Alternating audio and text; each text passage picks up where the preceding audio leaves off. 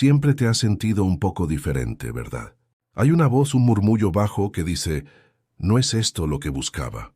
Déjame decirte algo que pocos entienden.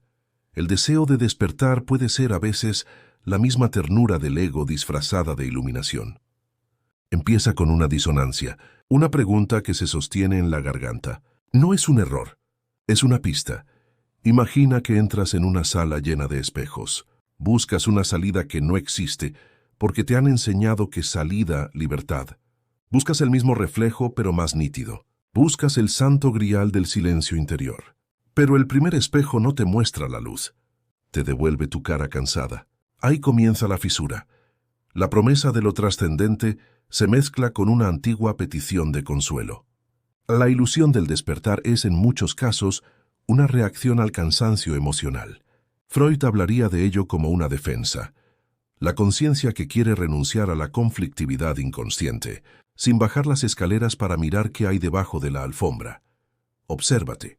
Cuando lees un texto espiritual, cuando repites mantras o buscas maestros, algo dentro se relaja. No tengo que sentir esto ahora, susurra una parte tuya. Esa parte conoce la vía rápida. Le encanta la estética del desapego. Le gusta colectar frases, experiencias, estados, como quien colecciona postales de felicidad. Aquí comienza la redefinición simbólica.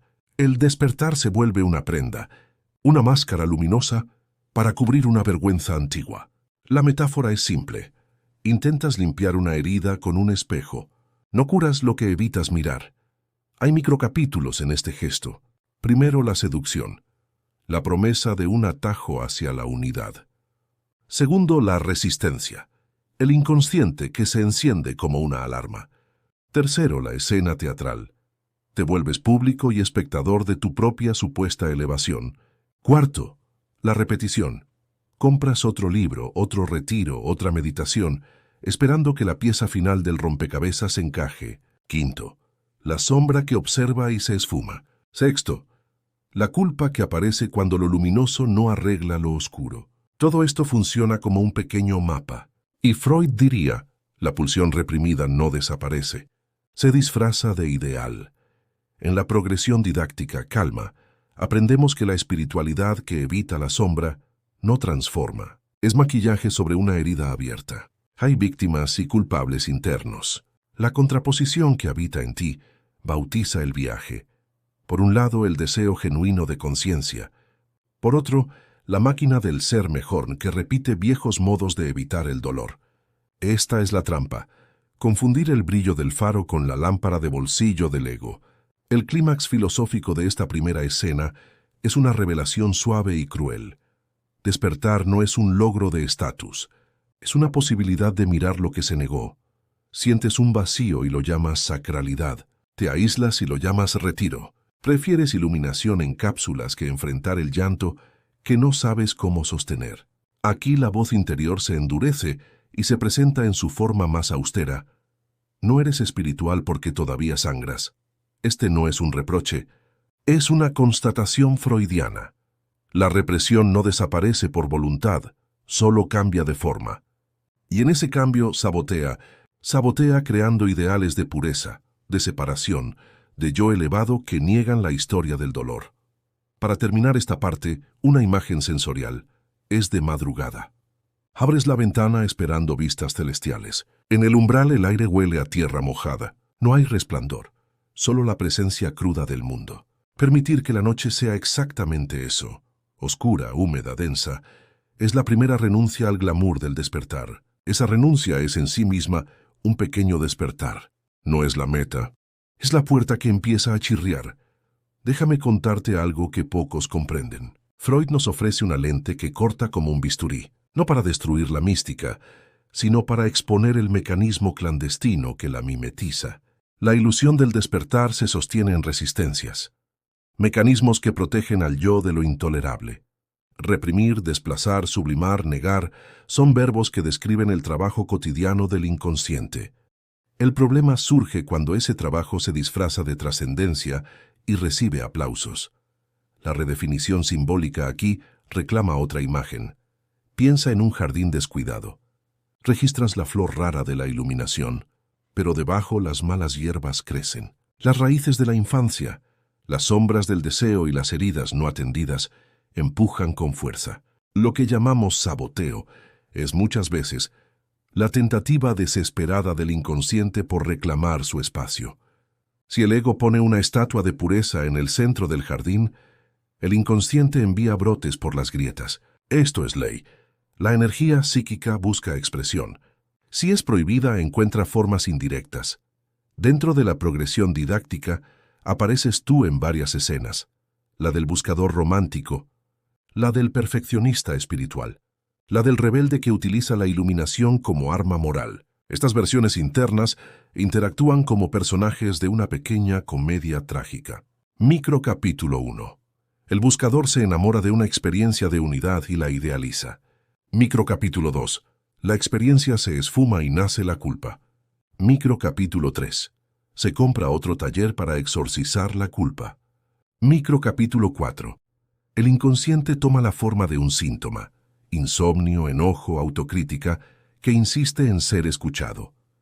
Microcapítulo 5. El terapeuta, el espejo o la soledad muestran que la espiritualidad sin sombra es un ornamento. Freud diría, tu insistencia en ser pura puede ser un acto repetitivo motivado por deseos reprimidos. La pulsión tiene destinos curiosos. A veces pretende sublimarse en espiritualidad auténtica. Otras pervierte y construye autocomplacencia sagrada. La progresión culmina en un clímax filosófico. Si el despertar no atraviesa la noche oscura de las propias heridas, es una fantasía de control. El ego quiere trascender para no sentir su pequeñez. La disolución de esa pretensión es dolorosa. Requiere admitir que lo espiritual también puede ser una máscara para la huida. Aquí la integración terapéutica comienza como un gesto humilde. No se ordena, se siente. Permitir que la ansiedad, la rabia, la vergüenza y la tristeza estén presentes sin apresurarlas es transformar su energía. La sombra que sabotea, cuando nombrada, pierde parte de su poder ofensivo. Este es el aprendizaje freudiano. Traer lo reprimido a la lengua elimina su dominio en los actos. La transformación no es épica, es cotidiana. Es limpiar el jardín con respeto por las raíces. Cierre poético de esta parte. Imagina una vela. El brillo no cambia la forma de las manchas en la pared, pero una vela encendida permite verlas. Verlas es distinto de borrarlas con discursos sobre luz. En la claridad humilde hay menos aparato defensivo. Hay una rendición que no significa derrota. Es el primer acto de coraje, quedarte con lo que te duele y nombrarlo. Eso ya es una forma de despertar que no engaña. No estás roto, simplemente estás despierto. Resuena como un consuelo y como una trampa. A veces el despertar se usa como refrán que evita la complejidad. Freud observaría la ambivalencia. El alivio de ser visto como despierto coexistirá con la resistencia que aún impide el acceso a lo profundo. En esta sección la narrativa se vuelve más íntima. Vamos hacia el interior de la escena donde la sombra se hace visible. Redefinición simbólica. Imagina un teatro donde cada noche ensayas ser alguien mejor. Las luces apuntan a una figura pulcra, serena. Entre bastidores, sin embargo, un actor diferente entrena escenas de rabia y miedo. Ese actor del inconsciente no quiere ser cancelado. Cuando no se le brinda papel, crea sabotajes. Se enferma el cuerpo, se repiten relaciones, emergen obsesiones. Freud describió la repetición como una búsqueda de resolución incompleta. Repetimos no por masoquismo absoluto, sino por esperanza mal dirigida. Si me sufro suficiente, finalmente entenderé. El inconsciente toma eso literariamente literal. En microcapítulos seguimos pasos. La autocrítica interior que se maquilla de disciplina espiritual. La nostalgia de un cuidado infantil que nunca llegó. La proyección de la propia falla en otros maestros. La conversión de la culpa en santidad. La aparición súbita de comportamientos que contradicen las palabras. Cada uno es una evidencia de que el inconsciente negocia. Cada síntoma es un mensaje cifrado. Leerlo con curiosidad psíquica, no con juicio espiritual, abre otra vía. El clímax filosófico es abrupto y compasivo. El verdadero despertar no borra el pasado. Lo hace compañía. La disolución del ego idealizado Duele porque se desmantela una identidad entera. ¿Quién serás sin el título de despierto? ¿Cómo sostendrás la ira, la vergüenza, los caprichos? Aquí el precio se revela. El ego que buscaba elevación pierde su armadura. La caída no es fracaso, es desnudez. Pero la desnudez produce vértigo. Freud hubiera apuntado: el sujeto que se despoja sin red puede encontrar antiguas pulsiones que reclamaban ser escuchadas. El saboteador interno no desaparece, exige una nueva función. La integración terapéutica en este bloque es práctica y tensa. No es poesía abstracta. Es nombrar el impulso con la menor cantidad de moral posible. Es permitir que la rabia exista, sin convertirla en culpa espiritual. Es mirar la compulsión sin añadir vergüenza. Es sentir la soledad sin decir que es señal de progresión. Aquí la escucha duelo lenta es la medicina. Cuando el inconsciente siente que es oído, deja de actuar en teatro clandestino. Cuando el cuerpo es tomado en cuenta, la corriente de autosabotaje pierde ímpetu. Cierre sereno. Una imagen para la noche. Al borde del lago, la superficie refleja y difumina a la vez. En el agua, la luna no se niega a ser luna porque las ondas la fragmentan. Aprende a mirar el reflejo sin exigirle coherencia. Acepta las olas como parte del paisaje psíquico. No necesitas un salto místico para ser íntegro, solo pasos cuidadosos, lámparas humildes y manos que sostengan el temblor. Be alone, but not lonely. Be empty, but not lost. Este es el eco que acompaña la última estación. En Freud, la cura es hablar, es traer a la luz lo que estaba en las sombras. En nuestra metáfora, hablar puede ser también observar, sentir, permitir. La redefinición simbólica final convierte la idea de despertar en una práctica de responsabilidad afectiva consigo mismo. Despertar a la propia historia, no a una ideología de pureza. Aquí se marca la transformación. En microcapítulos trabajamos el reencuentro. Primero, aceptar la frustración de no estar siempre en calma. Segundo, escuchar el cuerpo como testigo de lo reprimido. Tercero, reconocer los patrones repetidos sin autoacusación. Cuarto, tender la mano a la pena sin teatralizarla. Quinto, construir rituales que incluyan sombra y luz. Cada pequeño gesto es una terapia en miniatura. Freud nos recuerda que el síntoma es un lenguaje. Cambiar el lenguaje transforma el síntoma. El clímax filosófico de esta última parte es una invitación a la humildad radical. La ilusión del despertar se despeja como niebla cuando el sujeto descubre que la meta no es un estado inmutable, sino una relación más honesta con lo que habita dentro. El ego no se vuelve enemigo, se vuelve compañero.